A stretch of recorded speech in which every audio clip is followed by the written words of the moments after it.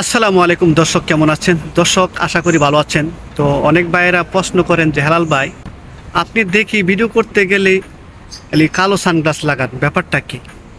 ভাই কাল ভাই কালো সানগ্লাস লাগাই এজন্যই, বুঝুন তো বয়স একটু বেশি হয়ে গেছে গা। আপনি দেখা গেছে চোখের নিচের ভাঙা টাঙ্গা পড়ে গেছে, দেখতে খারাপ লাগে। তো যদি দেখতে খারাপ লাগে তো আপনাদের কাছে তো একটু খারাপ লাগবে, তো এই জন্যই কালো চশমা লাগাই। তো যাই হোক ভাই, আজকে যে ভিডিওটি নিয়ে আপনাদের মাঝে হাজির হলাম, এক সিঙ্গাপুর প্রবাসী ভাই পর্তুগালের জন্য, মানে ভিজিট ভিসার জন্য পর্তুগালে জমা দিছিল তার ফাইলটি। তো দুইটি দুইটি রিজনের কারণে কিন্তু তার ভিসাটি ক্যান্সেল হয়ে গেছে। তো একটি কথা আমি বারবার বলি যে ভাইয়েরা, সবসময় জেনে বুঝে শুনে সম্পূর্ণ গাইডলাইন যদি আপনার পুরোপুরি না ক্লিয়ার হন, তাহলে তাড়াহুড়া করে কোনো কাজ করতে যাবেন না। তো আরেকটা জিনিস স্মরণ রাখতে হবে, যখন আপনি হয়তো ফার্স্ট টাইম জমা দিবেন, ফার্স্ট টাইম জমা দিলে দেখা গেছে আপনি অনেক কাগজপত্র কীভাবে ম্যানেজ করবেন এগুলো আপনি পরিপূর্ণভাবে ক্লিয়ার না, তাহলে অবশ্যই আপনার এমন একজন লোক সিলেক্ট করতে হবে যে যার দ্বারাতে যদি কাগজপত্রগুলো রেডি করে জমা দিই তাহলে কম্পালসারি ভিসা হবে। আরেকটা আছে, আপনার জানা শোনা যদি কেউ ফ্রেন্ড সার্কেল, বন্ধু বান্ধব যেই জায়গা থাকে, এবং তাকেও তো জিজ্ঞাসা করতে পারেন যে ভাই আপনি কিভাবে গেছেন, কাগজপত্র কীভাবে ম্যানেজ করছেন, বা কার মাধ্যমে কাজগুলো রেডি করাইছেন। এগুলা কিন্তু একটু টেকনিক ইউজ করতে পারেন।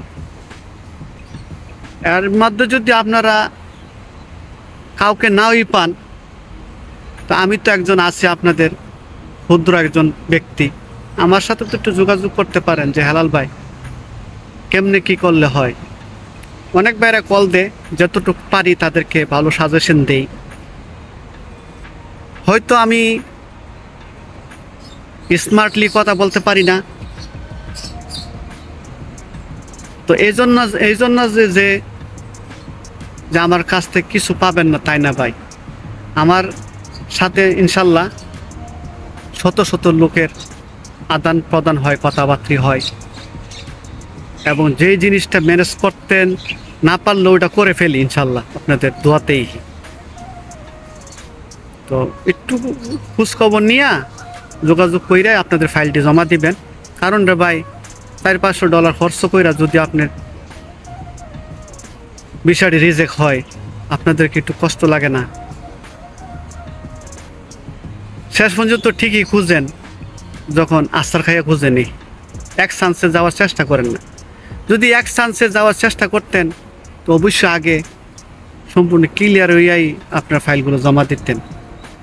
তো আজকে আমি আপনাদের দেখাবো যে ভাইটি কিসের জন্য বিষয়টি রিজেক্ট করলো। কিছুক্ষণের মধ্যে আমি আপনাদেরকে নিয়ে যাব আমার কম্পিউটার স্ক্রিনে, এবং আমি আপনাদের দেখাবো কি কারণে তার রিজেক্ট পেপারটি চলে আসছে। ওই পেপারটি আমি শো করে আমি দেখাবো। তো সাথে থাকুন এবং দেখতে থাকুন। তো ভিডিওটি দেখার আগে ছোট্ট একটি রিকোয়েস্ট, যারা এখনও আমার চ্যানেলটি সাবস্ক্রাইব করেন নাই, দয়া করে আমার চ্যানেলটিকে সাবস্ক্রাইব করে ভালোবেসে সঙ্গে থাকবেন। আর যারা অলরেডি সাবস্ক্রাইব করেই ফেলেছেন তাদেরকে জানাচ্ছি অশেষ অশেষ ধন্যবাদ। So let's get started.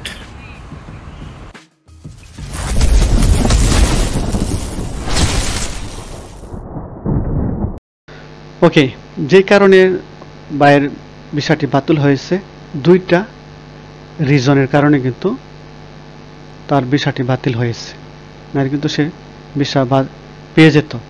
তো আমি আপনাদেরকে জুম দিয়ে দেখাচ্ছি, এই সে প্রবলেমটা আপনি দেখতে পাচ্ছেন। The decision is the best on the following the reason. যে রিজনের কারণে বিষয়টি বাতিল হয়েছে, এই সে রিজন।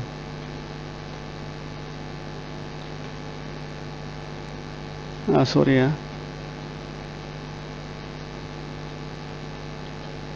এই সে দুইটা রিজন, এই যে 2 নাম্বারটা 3 নাম্বারটা। তো 2 নাম্বার বলছে the justification for the purpose and condition of the intended is the was not the provided. And তৃতীয় নাম্বারটা হচ্ছে you have the not provided proof of the substance means the substitution for the duration of the intended is the for the return to the country of the origin of resident or for the transit to the third country into the which you are certain to be admitted. তো আপনারা হয়তো ইংলিশটি বুঝতে পেরেছেন, তো নাও বুঝে থাকেন তো আমি একটু বাংলা ট্রান্সলেশন আপনাদেরকে বোঝাচ্ছি। আমি অলরেডি কিন্তু সময় বাঁচানোর জন্য আমি দ্বিতীয় নম্বর যে তারা ইস্যুটা ধরছে সেল ইস্যু, উদ্দেশ্য এবং উদ্দেশ্য থাকার সত্যবলির জন্য যুক্তিকতা প্রদান করা হয়নি। সে যে উদ্দেশ্যে যাবে, যে উদ্দেশ্যে, সেই উদ্দেশ্যটা তারা ঠিকমতো ক্লিয়ার করে নাই। এটা কিন্তু কভার লেটারে আপনি ক্লিয়ার করতে হবে। তো তারা কোনো এটার প্রুফ তারা পায় নাই, ঠিক আছে। এবং তৃতীয় নম্বরে যে ইস্যুটা ধরছে তারা লেখছে যে আপনি পর্যাপ্ত উপায়ে জীবিকা নির্বাহ প্রমাণ প্রদান করেননি। আপনি যে খাওয়া দাওয়া, থাকা, ওই যে থাকবেন, খাইবেন, এই ধরনের কোনো আপনি উল্লেখ করেনি। দেন অভিক্ষেত্রে অবস্থানীয় সময়কালের জন্য বা মূল বা বসবাসের দেশে ফেরত যাওয়ার জন্য অথবা তৃতীয় কোনো দেশে ট্রানজিটের জন্য যেখানে আপনি ভর্তি হতে চান, মানে কোনো আপনি উল্লেখ করেননি। তাহলে আপনার বিষয়টা কিভাবে হবে? আপনি ক্লিয়ারভাবে তাদেরকে প্রুফ দেখাতে হবে, তাহলে তারা বিশ্বাস করবে যে আপনি ওই দেশ থেকে ফেরত আসতে পারবেন। তো এই ধরনের প্রুফ যদি আপনারা না বুঝে শুনে যদি জমা দেন, অবশ্যই রিজেক্ট আসবে।